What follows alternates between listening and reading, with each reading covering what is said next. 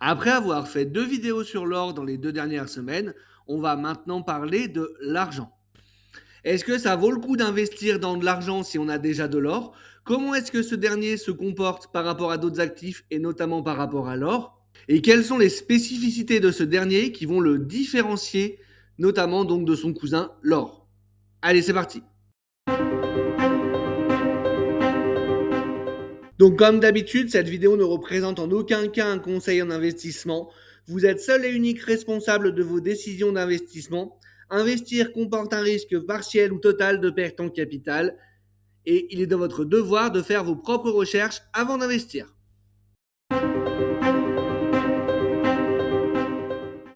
Alors pour moi, une des principales choses qui va différencier l'or et l'argent, c'est l'utilisation qui en est faite.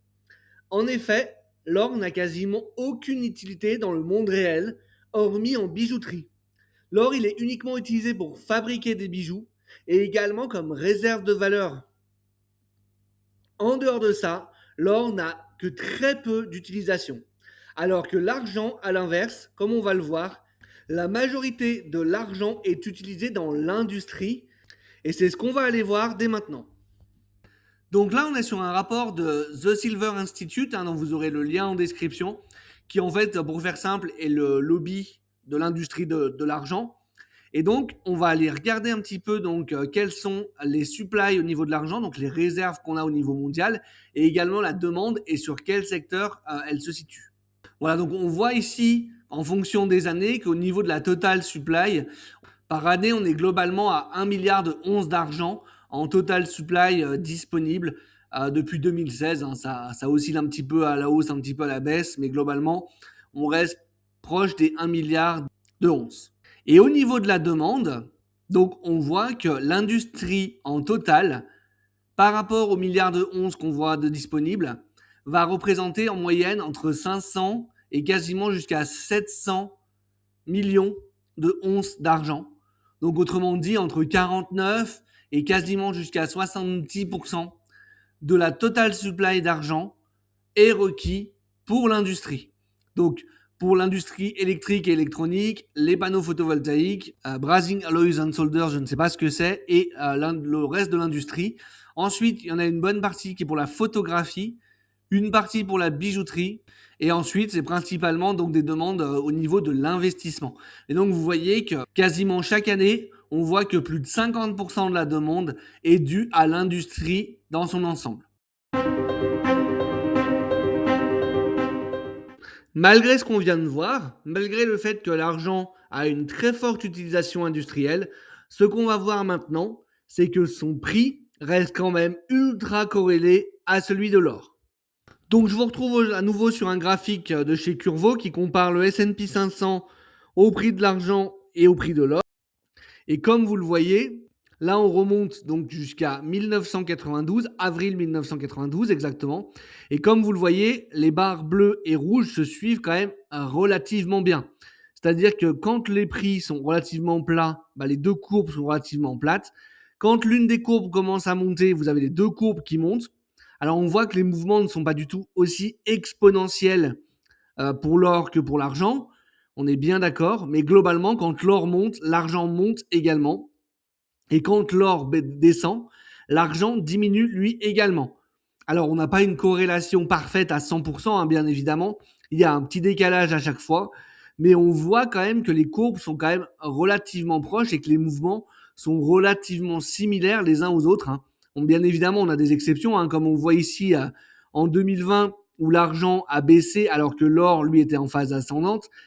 Ensuite, l'argent a eu un fort mouvement à la hausse pour rattraper la hausse de l'or.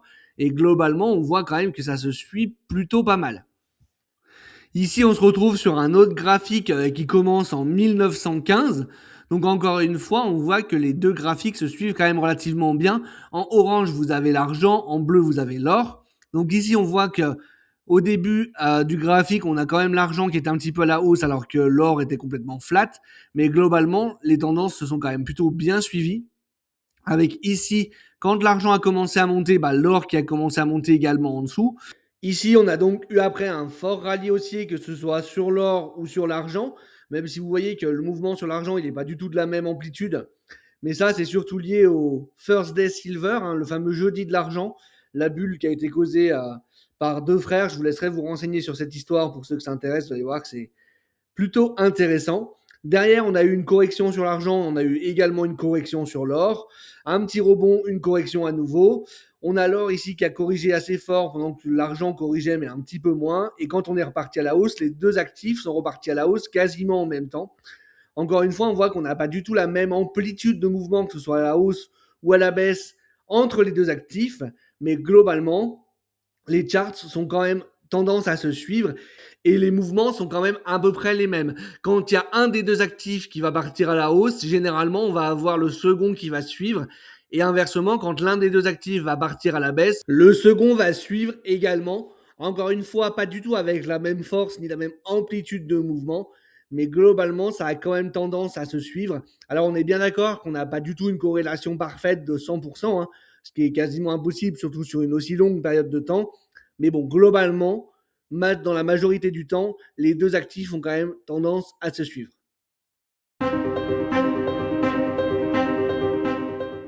Par contre, et c'est vraiment ce qu'on vient de voir déjà un petit peu en regardant les graphiques qu'on a regardés juste avant, le cours de l'argent est beaucoup plus volatile que celui de l'or, que ce soit à la hausse comme à la baisse. Et c'est ce qu'on va aller voir maintenant avec des données concrètes.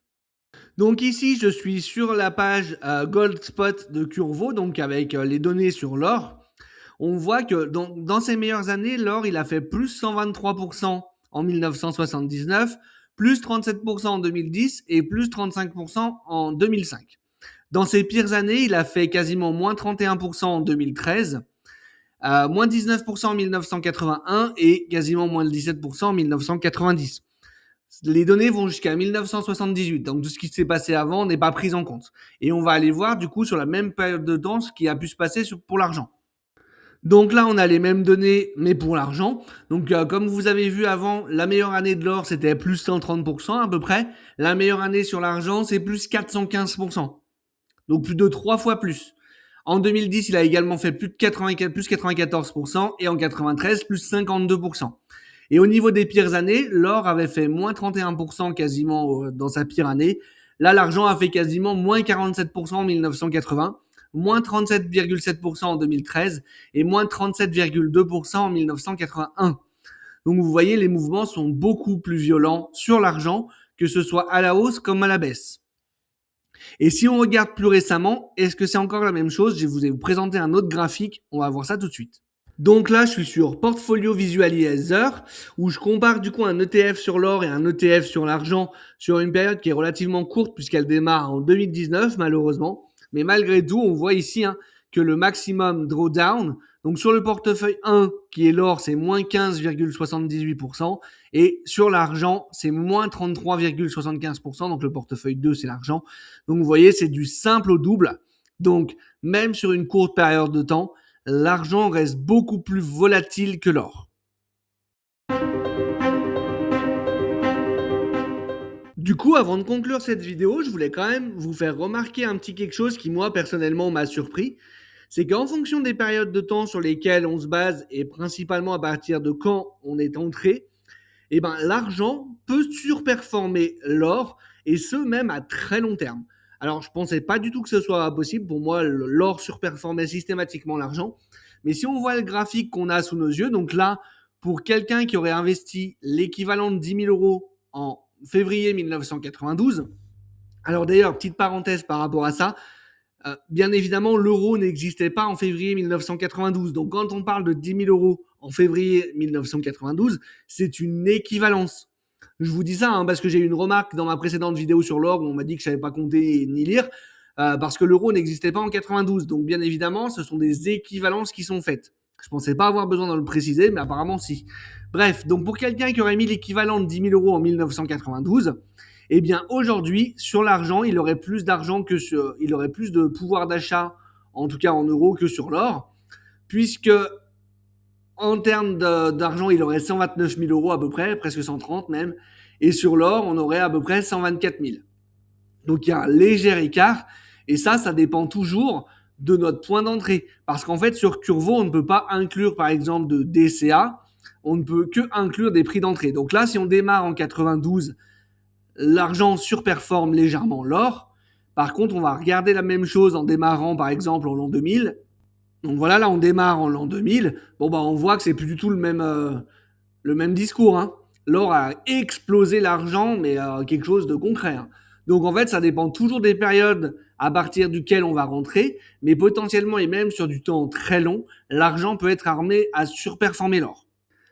Et d'ailleurs, même sur du plus court terme, comme si on revient sur Portfolio Visualizer, on voit que depuis 2019, l'argent a également surperformé le cours de l'or. Alors là, on est parti sur un versement donc de 10 000 dollars à l'origine, mais également avec un DCA, donc un versement mensuel de 500 dollars par mois.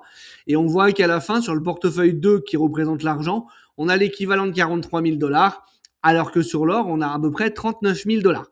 Donc même sur du plus court terme, l'argent peut surperformer l'or. Par contre, et là c'est vraiment quelque chose de très intéressant qui est à prendre en compte et de très important également, surtout quand on veut un portefeuille diversifié, qu'on veut une construction de portefeuille qui soit cohérente, on a un ratio de Sharpe qui est largement à l'avantage de l'or, en tout cas sur cette courte période ici. Parce que vous voyez qu'ici, donc le portefeuille 1 qui représente l'or a un ratio de Sharpe de 1,08, alors que l'argent a un ratio de Sharpe de 0,67.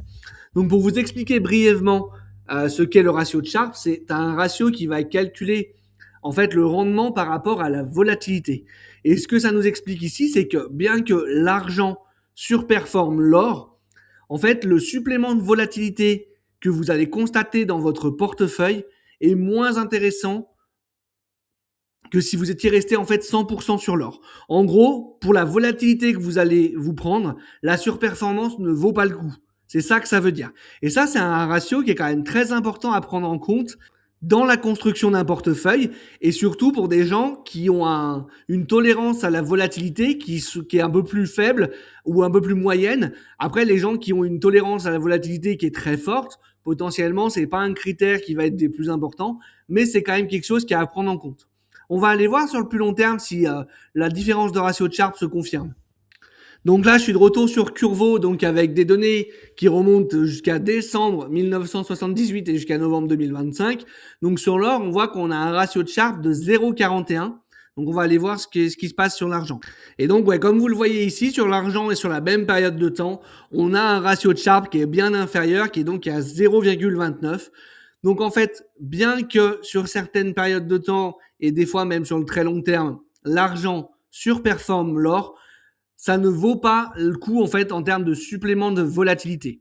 Donc c'est quelque chose qui est quand même à prendre en compte, surtout pour des personnes qui ont un profil prudent ou équilibré et qui donc veulent construire un portefeuille qui a des performances mais qui a une volatilité un peu plus faible notamment. Bah peut-être que l'argent ne sera pas un actif à prendre en compte dans votre portefeuille et ça vaudra bien plus le coup de rester uniquement sur l'or. Et pour ceux qui acceptent la volatilité et qui ont vraiment un horizon long terme, peut-être que l'argent peut avoir potentiellement sa place, mais globalement, vous savez que même s'il surperforme, globalement, il ne surperforme pas suffisamment pour compenser son surplus de volatilité.